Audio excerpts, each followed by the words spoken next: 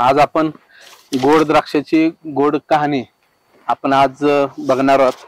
हे बघत असताना खरं तर अतिशय कष्टातून पिकवलेली द्राक्ष आणि ही पिकवलेली द्राक्ष जर एखाद्या व्यक्तीवरती विश्वास ठेवून किंवा कामावरती आपला विश्वास ठेवला आणि खडतर प्रवास कष्ट आपण प्रामाणिकपणे केलं, जिद्दीनं चिकाटीनं जर आपण द्राक्ष पिकामध्ये जर काम केलं तर प्रतिकूल परिस्थितीमध्ये सुद्धा आपण चांगल्या पद्धतीने द्राक्ष पिकवतो हे आपल्याला या ठिकाणी आपल्याला सिद्ध होऊन जातं। तर लोक म्हणतात की चाय पे चर्चा, पण आज आपण द्राक्षावरती चर्चा करत असताना गोड द्राक्ष खाऊन गोड द्राक्ष खात असतानाच आपण ही चर्चा करणार आहोत। आणि त्यासाठी आपण फलटण गिरवी ह्या भागामध्ये आलेलो आहे आणि तिथं आयडियल फाउंडेशनच्या माध्यमातून जे ट्रीटमेंट आपण गेली 4 ते 5 वर्षापासून देतोय अशा शेतकऱ्यांच्या सोबत चर्चा करतोय, ते म्हणजे आपले निलेश नाळे आणि मदने गुरुजी यांच्या सोबत आपण आज चर्चा करणार आहे। तर खरं तर मी या दोन शेतकऱ्यांना सांगू इच्छितो की आपण चालू वर्षाचा हंगाम जर बघितला तर हंगाम कशा पद्धतीने गेला आणि आपली द्राक्षाची शेवट गोड शेवट हा कशा पद्धतीने झाला हे तुम्ही सांगू शकताय। नमस्कार, मी निलेश नाळे। ह्या वर्षीचा मी छाटणी साधारणतः 4 जुलैला केली, गोडी छाटणी। आणि काय झालं की ह्या वर्षी दरवर्षीपेक्षा आम्हाला जून पासूनच पावसाला सुरुवात झाली होती आणि पावसाला सुरुवात झाल्यामुळं आम्हाला दरवर्षीपेक्षा ह्या वर्षी चॅलेंजिंग जास्त होत पहिल्यापासूनच। परंतु साहेबांची साथ होती त्यामुळे आम्हाला कुठेही अडचण काही आलेली नाही, म्हणजे अजूनपर्यंत आलं नाही। सगळ्या अडचणीवरती आम्ही मात करत गेलो आणि पहिल्यापासून योग्य नियोजन असल्या कारणामुळं डावणी असो, भुरी असो, मिलीबग असो किंवा अजून कोणताही आम्हाला शेवटपर्यंत अजिबात त्रास झालेला नाही। आणि ज्या ज्या काही दरवर्षी ज्या आम्हाला चॅलेंजिंग वाटत होतं त्यापेक्षा जास्त ह्या वर्षी चॅलेंजिंग झालं। तरी पण शेवटच्या म्हणजे जोपर्यंत माल आपण मार्केटला पाठवतोय तोपर्यंत आम्हाला असं कधी व्यापाऱ्यांनी जाणून दिलं नाही की बाबा ह्यो माल पाठीमागे राहील किंवा हा प्लॉट नंतर काढूया। उलट त्यांची सगळ्यांनी मिळून प्लॉट हा काढलेला आहे आणि यांचा पण प्लॉट तो चालला होता की म्हणजे आर्लीमध्ये असे कंडिशन असते सुरुवातीच्या काळात व्यापाऱ्यांची त्यांची सुरुवात असते मालाची आणि त्यावेळेस त्यांना असा माल हवा असतो की जो मार्केटला लगेच चालेल। आणि आपले आयडियलचे जे प्लॉट आहेत ते असे असतात की मालाची ग्लिजिंग, किपिंग क्वालिटी, शुगर आणि हे असल्यामुळं प्रत्येक व्यापाऱ्याची सुरुवात आपल्या भागातून होते। म्हणजे अगदी 500 किलो पासून ते 2 टनापर्यंत सुरुवात होते। परंतु आपल्या इथं अशी सिस्टम असते की प्रत्येकाला थोडं थोडं द्यावं लागतं, कारण मालाची क्वालिटी असल्यामुळं व्यापारी आपल्यापर्यंत स्वतःहून येतात। आम्हाला शक्यतो बघायला जावं लागत नाही, कारण की ते सगळं आहे ते आयडियलच्या सगळ्या मार्गदर्शनामुळे। खरं तर आता आपण बघतोय की ही द्राक्ष खात खात आपण चर्चा करतोय। द्राक्ष लोक म्हणतात की आंबट असतात किंवा आंबट द्राक्ष मार्केटला गेली नाही पाहिजेत। खरं तर आपण कंपन्यांच्या माध्यमातून असेल, संस्थेच्या माध्यमातून असेल किंवा व्यापारी वर्गांना सुद्धा एक लक्षात घेतलं पाहिजे की द्राक्षाचा गर असेल किंवा द्राक्षाची चव असेल हे जर आपण बघितलं तर स्वतः आपण द्राक्ष जोपर्यंत खात नाही तोपर्यंत द्राक्ष ही मार्केटला गेली नाही पाहिजेत। आणि जर अशी द्राक्ष भविष्यामध्ये जर आपण मार्केटला पाठवली तर द्राक्षाचा शेतकरी कधीही नर्वस होणार नाही किंवा कधीही निगेटिव्हिटी मध्ये जाणार नाही।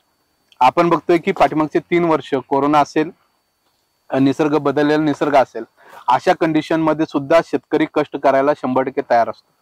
पण त्या कष्टाला जर आपण चांगली योग्य ती व्यवस्थापन आपण त्यांना दिलं, योग्य रस्ता आपण दाखवला तर द्राक्ष ही शेवट चांगला गोड 100% होतो। आणि हे आज आपल्याला या ठिकाणी बघता येऊ शकतं।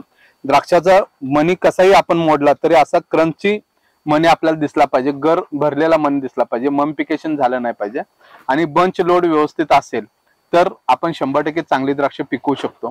त्यासाठी आपण ज्या प्लॉट मध्ये बसलेलो आपल्यासोबत जे 2 शेतकरी आहेत यांचं जर ॲव्हरेज उत्पादन आपण जर बघितलं तर अर्धा एकर मध्ये 8 टन उत्पादन त्यांनी घेतलेलं आहे। दुसरा मदने गुरुजींनी जर बघितलं तर 30 गुंठ्यामध्ये साधारण 11 टनाचं उत्पादन त्यांनी घेतलेलं आहे। म्हणजे एका झाडावरती कमीत कमी 12 ते 14 किलोचा माल हे त्यांनी उत्पादित घेतलेला आहे। आणि मार्केटच्या हिशोबाने मार्केटच्या कॉम्पिटिशन मध्ये काम करत असताना 1 टाइम हार्वेस्टिंग असेल किंवा एकाच प्लॉट मध्ये 4-4, 5-5 व्यापारी घालून तो प्लॉट आपल्याला हार्वेस्टिंग करावा लागतो। याचा अर्थ असा की तुमचा शेवट हा गोड होतो। तर त्यासाठी आपल्याला गोड द्राक्ष तयार करणं प्रत्येकानं जबाबदारी आहे आणि गोड द्राक्ष ही मार्केटला पाठवणं जेवढी शेतकऱ्याची गरज आहे तेवढीच व्यापाऱ्यांची किंवा जी लोक गायडन्स करतात त्यांनी सुद्धा सांगितलं पाहिजे द्राक्ष विकत असताना कमीत कमी 16, 17, 18 प्लस शुगर जर असेल, 18 प्लस शुगर असेल तर तुम्ही द्राक्ष विकली तर 100% वजन ॲव्हरेज हे तुम्हाला चांगलं मिळतं, मार्केट रेट चांगला मिळतो आणि नंतर येणारी जी द्राक्ष आहेत ही द्राक्ष सुद्धा आपल्याला चांगल्या पद्धतीने मार्केटमध्ये विकता येऊ शकतील। तर त्या दृष्टीनं मी मदने गुरुजींना पण त्यांचा अनुभव चालू वर्षाचा मी त्यांना सांगायला सांगतो। चालू वर्षाचा असेल किंवा पाठीमागच्या 3 वर्षामधून सातत्यानं सलग 3 वर्ष आर्ली छाटणीमध्ये साधारण जुलैच्या छाटणीमध्ये सुद्धा चांगलं उत्पादन घेणारे हे शेतकरी आहेत। तर त्यांचा अनुभव सुद्धा आपण या ठिकाणी त्यांच्या तोंडून ऐकू। नमस्कार, मी अरविंद भगवान मदने। गेली 9 वर्ष मी सलग आयडियल फाउंडेशनशी संलग्नता आहे आणि सगळ्यात मला महत्वाचं म्हणजे आयडियल मधून जाधव साहेब हे रत्न लाभलेलं आहे आणि सलग 9 वर्ष मी सक्सेस मध्ये आहे द्राक्ष शेतीमध्ये। साहेब सांगतील तेच मी करतो, मी दुसऱ्यांचा कुणावर विश्वास ठेवत नाही आणि एक उत्कृष्ट उत्पन्न द्राक्षीमधने काढतोय।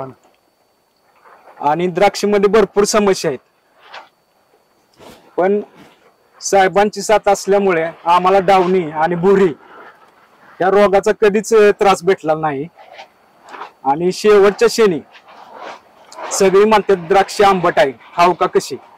पण मी एक सगळ्यांना सल्ला सांगतो की द्राक्ष चांगली पिकवल्यानंतर द्राक्षाचा शेवट हा गोडच होतो आणि उत्पन्न पण चांगलं भेटतं। त्याच्यामुळे मी आवताडे साहेबांचं खरोखर आभार मानतो की त्यांनी आम्हाला जाधव साहेबांसारखे चांगलं रत्न या क्षेत्रात दिलेलं आहे। पुन्हा एकदा आयडियल ॲग्रिसर्चचे आभार मानतो।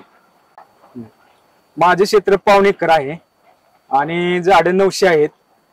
ह्या वर्षी चालू हंगामात 12 टन माल निघाला आहे आणि दर 85 रुपये किलो ह्या भावाप्रमाणे दर भेटलेला आहे। ह्या क्षेत्रातून मला 9,60,000 रुपये भेटलेला आहे। आपण द्राक्षामध्ये बघतोय की साधारण मार्केटिंग करत असताना बऱ्याचशा लोकांना त्रास होतो। लोक म्हणतात की जुन्या व्हरायटी आहेत, कॉम्पिटिशन जास्त वाढलेलं आहे, मार्केटला रेट भेटत नाहीत किंवा व्यापारी आपल्याला फसवतात। या सगळ्या गोष्टी आपल्या शेतकऱ्यांच्या समोर येतात आणि त्यावेळेला खरं तर शेतकऱ्यांची मोठी अडचण होते। एवढ्या कष्टातून पिकवलेला माल असतो, तो माल आपण गुणवत्तेने तयार केलेला असतो तरी सुद्धा आपल्याला व्यापाऱ्याला माल देता येत नाही। तर त्या दृष्टीने सुद्धा आपल्या या 2 शेतकऱ्यांचे अनुभव जर बघितले तर खरोखर अतिशय चांगले अनुभव त्यांना आलेले आहेत। गेली 3 ते 4 वर्ष ते अनुभव घेतात, त्यांना कधी व्यापारी शोधावा लागत नाही। याचं उत्तर काय असेल तर ते त्यांच्या मुखातून आपल्याला नक्की सांगतो। या वर्षीची दरवर्षी आम्हाला मार्केटिंगसाठी व्यापारी शोधावा लागत नाही, कारण त्याचे कारण आहे ही फुगवण, याचं लस्टर, ह्याची शुगर आणि सगळ्यात महत्वाचं किपिंग क्वालिटी हे आणि सगळं जी ग्लिजिंग जी मार्केटिंगसाठी हवंय, कलर वगैरे सगळं असल्यामुळं व्यापारी आपल्याकडे येत असतात। परंतु या वर्षी एक अशी अडचण आली की आमचा सीझन स्टार्ट व्हायच्या आधी बाहेरच्या भागातल्या काही माल स्टार्ट झाले। SSN व्हरायटी होती आणि आपली ही व्हरायटी आहे ती तास गणेश व्हरायटी।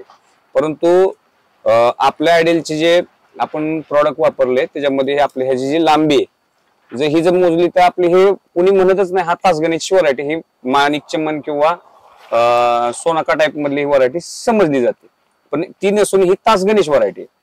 तर आपले हा माल जो मार्केटला जातो तो आम्ही तास गणेश म्हणून देतो। पण तिथे गेल्यानंतर असा प्रॉब्लेम आला, त्यांनी ती गाडी आम्ही काही रेट सांगितले बाबा आम्हाला जी रक्कम पाहिजे ते आम्ही त्यांना सांगितले बाबा आम्हाला दर पाहिजे, तर त्यांना तो दर जास्त वाटला कारण त्यांना कमी दरामध्ये तिकडे द्राक्ष मिळाली। आम्ही त्यांना काही बोललो नाही, त्यांनी ती पहिली गाडी भरली आणि त्यांची ती मार्केटला जाई पण गाडी फेल गेली।